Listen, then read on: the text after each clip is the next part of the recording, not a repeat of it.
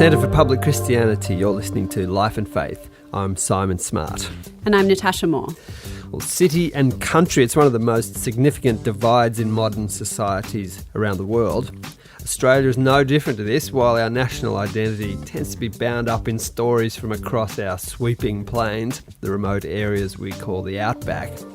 The fact is, most Australians, it's about 90% of the population, live in cities and urban areas.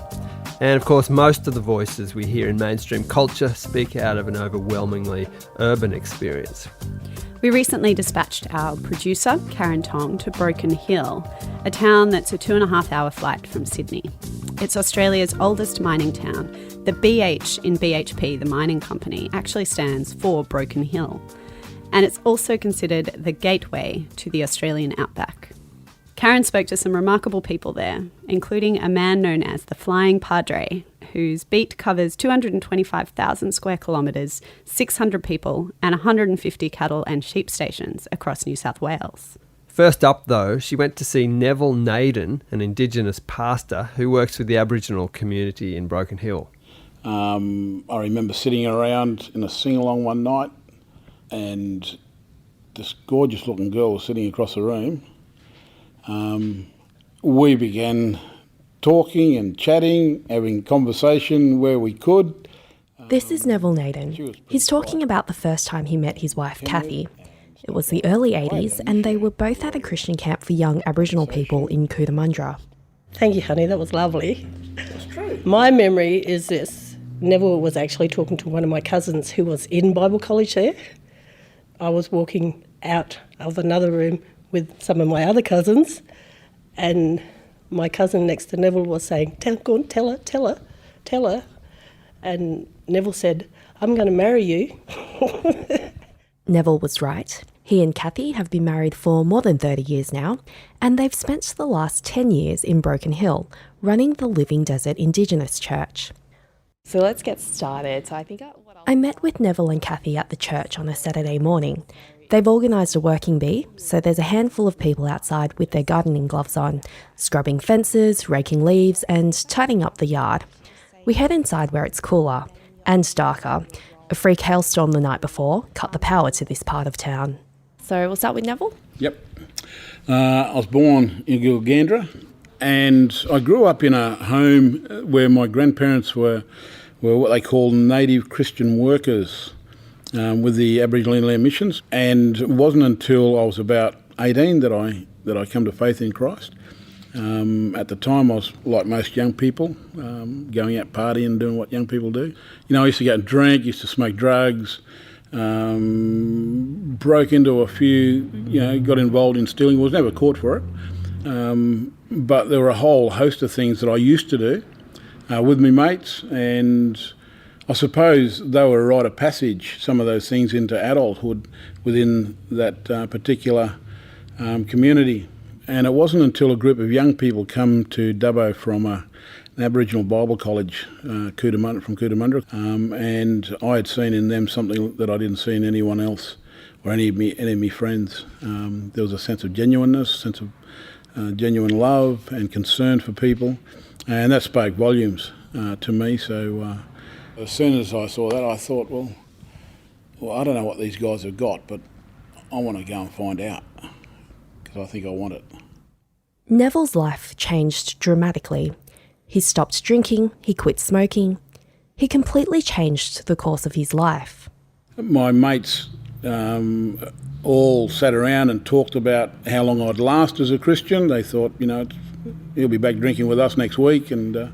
But after 12 months, they knew that I was serious, and they began to back off in regards to trying to encourage me to do the wrong thing and to go down that path. Kathy was born in Port Augusta in South Australia. Just outside of Port Augusta, there was a mission called Amiwara Mission, and that was run by a Brethren Assembly. One of the missionaries drove past our place and saw a lot of Aboriginal kids playing at the front, and then he thought he'd go and knock on the door and say hello. And as a result of that, because Mum was she spent time at Finnis Springs Mission, which is other side of Marie, off the Udinadatta track.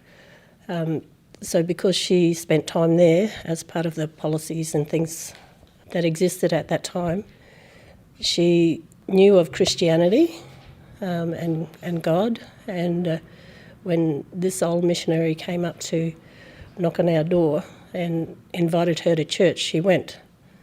And as a result, she became a committed Christian, and her faith in God and belief in God grew stronger. And because I was the youngest in the family and the only girl, I more or less became her shadow, and she took me everywhere, to all the church picnics, church meetings, Bible studies. But it was something that I could see a change in my mum, and I could see the love and care that was within the church. You know, there was some sad things happened before that in my mum's life that she shared with me. One of them was my little sister passed away when we used to live at Maple Creek Station. And then when I was 4 years old, our house got burnt down. So there was a combination of things sad things that I guess Mum, was thinking about life and some of her mission day stuff as well. But, Mum sort of rose above that, and she trusted in God. I could see that. As I grew older, her trust in God was real. God was real to her. And I think when she became serious about God, life changed. This guy from Gilgandra and this girl from Port Augusta are now living in Broken Hill, just inside the western edge of the New South Wales border. These days, Neville and Kathy are the ones that a lot of people in town look to for friendship, guidance and help. But it wasn't like that from the start. The local people are called the Barkindji people. My understanding is their language group is Willie Carley. And so we've been working with them for the last 10 years. And they're a great mob. It's like anywhere when we first come out. It took us a long time to build a rapport with people. And so we knew that would be the case. So we began visiting people in their homes. Initially, we weren't able to sit down and have a coffee with them. They met us at the fence at the front. But I was pretty persistent in going back and back. They knew that I was pretty genuine in terms of what we were wanting to do. And it took us about 5 years to get from the footpath at the front to be able to go in and sit down in their lounge rooms and have a tea and coffee with them, and to say some of the things that need to be said. And I suppose it's building that rapport with people, and them seeing that you're there because you genuinely care, and you're there for the long haul, as it were. You're not just going to come in, set something up and then go again. Can you tell me about one of those first conversations that you had inside the living room? One of the families that I visited actually lived in one of the hard parts of town, and so there'd be a lot of stuff happening as a result of substance abuse, and they would tell me the stories about what's happening, and so initially that's what we talked about. There was no sitting down and Bible bashing people, and we've never done that. But we put ourselves in a position where if people wanted to ask questions of a spiritual nature, we're able to be there to answer those questions. Does it happen all the time? No, it doesn't. But does it happen? Yeah, from time to time it does. And when that does happen, then we're able to help them think through what it is about this Christian faith that can help them.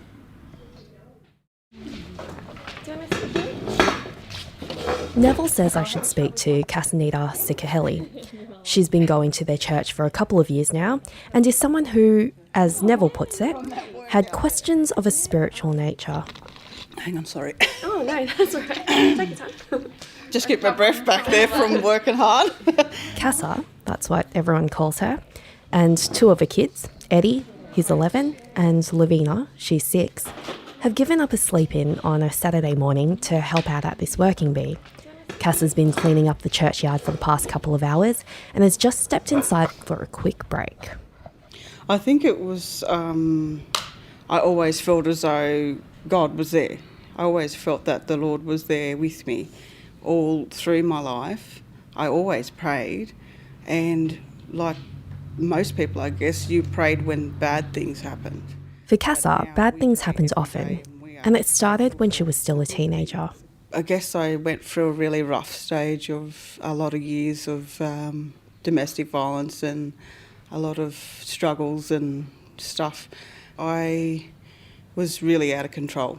I always felt empty and like I didn't belong anywhere. I felt as though I was worthless, and a lot of things I drank from a young age, and I was just pretty much out of control. And I became a mother at a young age. And then I went through a lot of relationships that were not very good at all.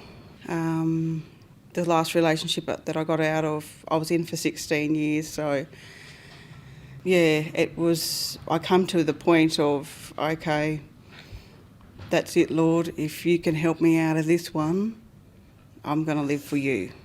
The next day I got out of that situation that I was in, and I never went back to that relationship. And then I kept speaking to my cousins and asking them about how do I get to go to church. Initially it's like, where do you go? Where do you start? What do you do? So my cousin kept saying to me, just ask people, you'll find somebody. Being in the circle that I was for most of my life, nobody went to church. Nobody spoke about it. Nobody knew where to go to. So I started I was going to the gym with my cousin, and that's where I met David, who goes to this church here. And somebody told me, they said, oh, David goes to church. And I was like, oh, wow, this is what I've been, looking for, to find out. And so I spoke to David, and he told me about the Living Desert Indigenous Church here, and that was in 2014, and I came along and brought my kids, and we just stayed. For Eddie and Lavina, Cass's kids, life could have turned out quite differently. Instead, they're really happy and they love going to church. In fact, the first thing they want to do is recite Bible verses to me. John 10:28, am I correct? I'm not sure. Is this your favourite? The Lord says, no one shall snatch you from my hand. Psalms 19:14. May the words of my mouth and the meditation of my heart be acceptable to you, Lord, my rock and my redeemer. Psalms 19:14. That's impressive. That's real. Wait, can I say another one? Why did you do 23? Psalms 23. I forgot how it goes now. The Lord is my shepherd. The Lord is my shepherd, I shall not want. He maketh me to lie down in green pastures. He leads me beside the still waters. He restores my soul. He leads me to the Cassa is smiling as she watches her kids talk about the Bible. You can tell she's proud and grateful. Now, I wanted to ask you, do you feel like life changed a little bit since you started coming to this church? Oh, yeah. We get to learn about God. We get to learn about people in the Bible and that. And how about in your life with your mum and with each other? Do you think anything's changed since coming here? Well, Mum doesn't drink anymore. That's a relief. Yeah. Can I ask you why? Because, Our dad that lives near the church. he actually didn't drink and that. And Mum stopped drinking because she believes in the God. The Lord. And has your mum changed since she stopped drinking?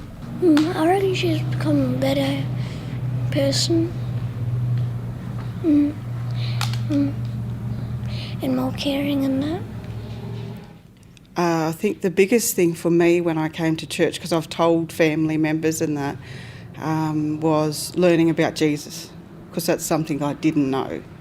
Although you've heard about God, or you know there's a God, and you just don't know the gospel. So you don't know anything about Jesus, and that's what I think was my biggest thing.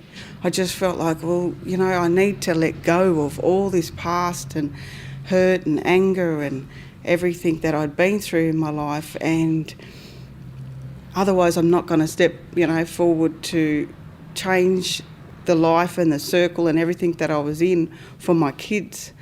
So me knowing and learning about Jesus and being able to say, okay, I give that to you, you know, and him dying for our sins, and being able to just give that to him and feel free, that I don't carry any of that anymore, being able to actually feel like I can live.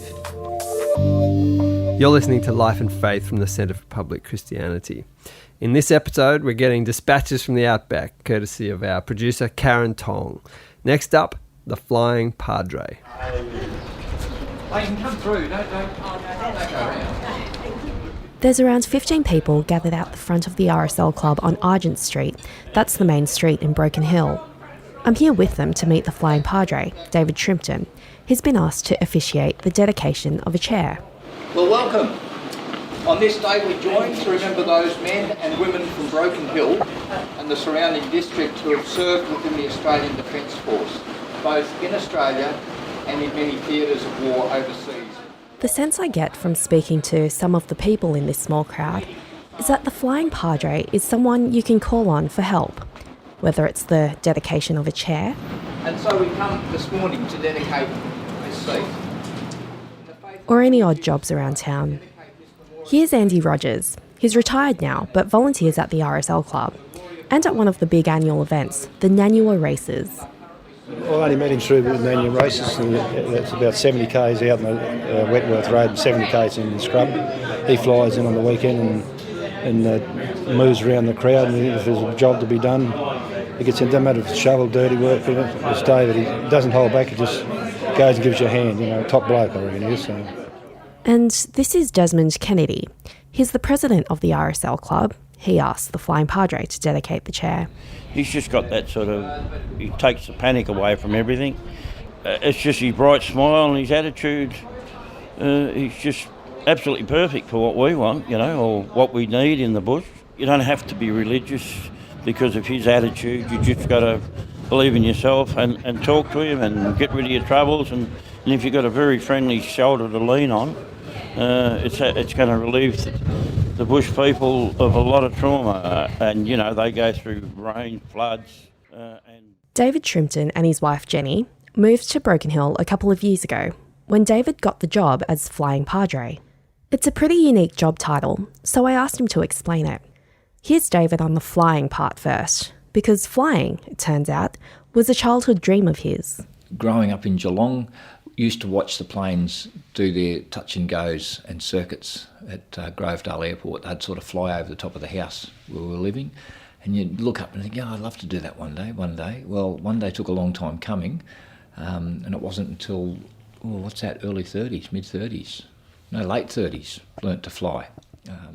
Then he explained the Padre bit.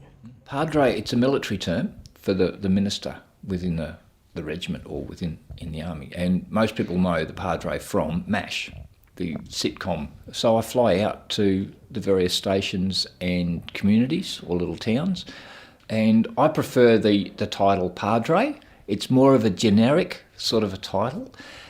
I think there's better acceptance of who you are. If you go in there as a pastor or a reverend, people get that thought, you've got to watch what you say and watch what you do. And as a Padre, a lot of people are more so themselves. Can you sort of walk me through some of the typical things that you do as a Flying Padre? A bit of everything. Ring folk up out on the stations and organise to call in and visit, or ring them up in the towns or certain people in the towns and wander around and catch up with folk. And really it's being a listening ear, not often talking about the God stuff. It's often talking about life and what's happening for them or for the family on the property. But sometimes the God stuff comes up. Something that often comes up in conversation is succession planning. That's when parents are looking to hand over their sheep or cattle station to their adult children, and it can get pretty tense. When it's station property, it's your stock, it's your equipment, plant and equipment, it's all the big ticket items. And it's not small change. You're looking at, upwards of, millions of dollars. And the kids have got to then find a bank that will finance them into it. They've got to agree on price. They've got to get, legal representation to draw up the contracts, and both parties have got to agree. And that's where succession planning is really difficult. Yeah. And the kids might have spent 20 years working on the property as well. Another sibling may have left when they could at 18, go to uni and then worked elsewhere. So how do you balance out that investment? They're blood related, their family, who actually gets what proportion of the property if the parents are going to on-sell it? How do you divvy that up? And that can create quite a stress in the family. Jenny supports David's work by running a remote Bible study for many of the women living on the stations. I think a lot of the women who are in our group homeschool their children through either School of the Air or through another distance education. And so they're often inside schooling the children while their husband might be outdoors. But then there comes a time where they've got to put the school on hold and go out and muster and help with the shearing, and then the kids are out there helping as well. So it's almost like the wife and the mother has to almost manage the household. And so to be able to provide that extra support, a few of the husbands have said, this has made such a difference to my wife that she's able to have this outside link in being able to unload and talk about different things that are happening in the family home. The other major worry for many families is the weather. And there is drought. That's a very serious issue. But there's also floods as well. Yeah. And so this 12 months, up until April, it was as dry as dry. There were station people who were selling stock because they just had no feed. There was nothing for the sheep to eat. Within 2 months, they've got more feed than their sheep can eat. So they've sold 2 months earlier. Now they're looking to buy to restock. And the change in price has been huge. But that's just life on the land. September this year, September 2016, we had a third of our average rainfall in that month. And it's made a huge difference to the area. But it's starting to dry off again now. But it's starting to dry off again, yes. One good month's rain, that doesn't end a drought. We need that constant rain over the next 2 or 3 years to replenish, deep down into the soil, into the aquifer. Yeah. David and Jenny are the first to admit that they're not the right people to dish out farming advice, but they offer something else that's needed: friendship. They listen and they care. God created us for relationships. We need each other. Yeah. So if we can be part of that little puzzle or the big puzzle of someone's life, we might only be a little piece, but we can make a difference. Yeah. Hearing David and Jenny talk about the remoteness of these stations, the isolation and loneliness people can feel, but also how connected people are to their land, I got a sense of how faith in these places, how it's experienced and expressed, can be shaped by those things. I think people in the outback are more aware of God's creation because there's no lights, there's no distraction, there's no buildings in the way, there's no lights, there's no structures, no skyscrapers. So at night, and you've probably seen it, you can see the stars, you can see the heavens, whereas you can't see that in the city because there's all concrete everywhere. It's like a concrete jungle, but out here it's not. And I think people are much more in touch with the land because that's how they make their income. Yeah, that's what sustains them. So I think people are much more aware of the environment and God's creation. Yeah, people are attuned because they're so much closer to nature, and they're not reliant on what's around them. They're reliant on themselves and the bigger picture. Yeah, and the God that sustains them. Yeah. For David, His job gives him a unique perspective on all of this too. It's fabulous country to see. Watching the lakes here, Menindee Lakes, filling with water, watching the Darling go from puddles, as it was in April, to a river that's quite full and flowing quite well. Looking at the ground as parched and landing on strips that are just red dirt, to now landing on strips that's got lots of grass on them. It's just amazing to see that change. But also the landscape. You know, from the air, you see all those contours, you see the hills and the gullies and where the water courses are, and some still with water in them, the creeks where we've had rain, and others where they're just sandy creeks. But it's always different flying around, and you never seem to go over the same place twice. It reminds me of the Psalms. I look to the hills, where does my help come from? My help comes from the Lord. And even the simple childhood song, all things bright and beautiful. The Lord God made them all. The purple-headed mountains, the rivers running by. You think of those sort of things, and it's reminders of the way in which God has created the universe, the world.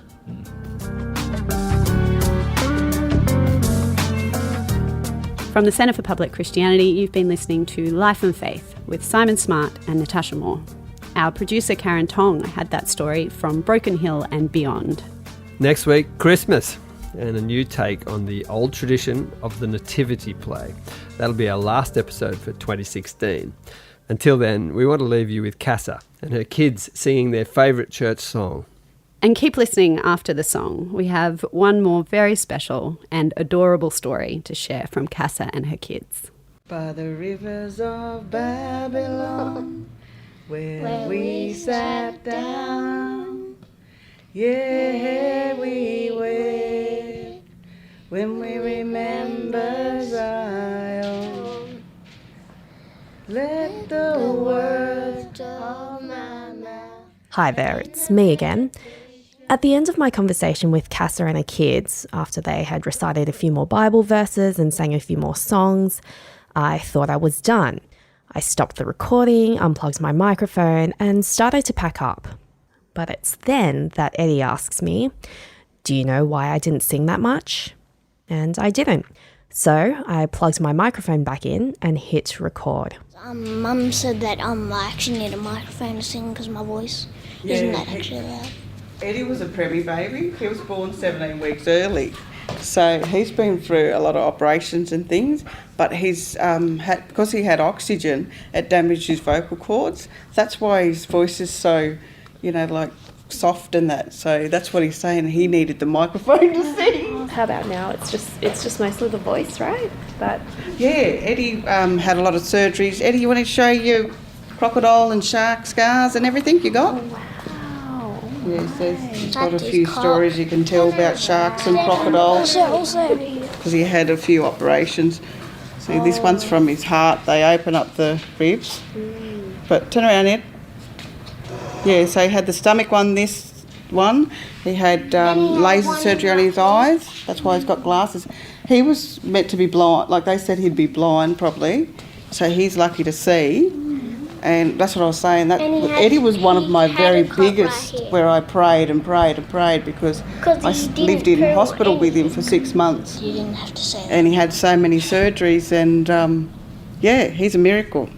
I don't know if you heard that, but as Casa was talking about how she prayed and prayed and prayed, Lavina says, because he didn't poo. So at first I thought she was joking, but Casa explains. That was his main thing because that's why she said that. Oh, right. Because he had so much with his intestines, like his bowel, he had bowel problems and that. One of the prayers was that we were praying all the time that he actually pooed because, you got to poo to live. And that was one of his biggest issues was with his stomach, was to poo. So Vina says that jokingly, but it's true. He's always letting off, and we're like, we prayed for you to poo and now can't stop. Hey, Mum, you say too much, that's why. I don't know about that.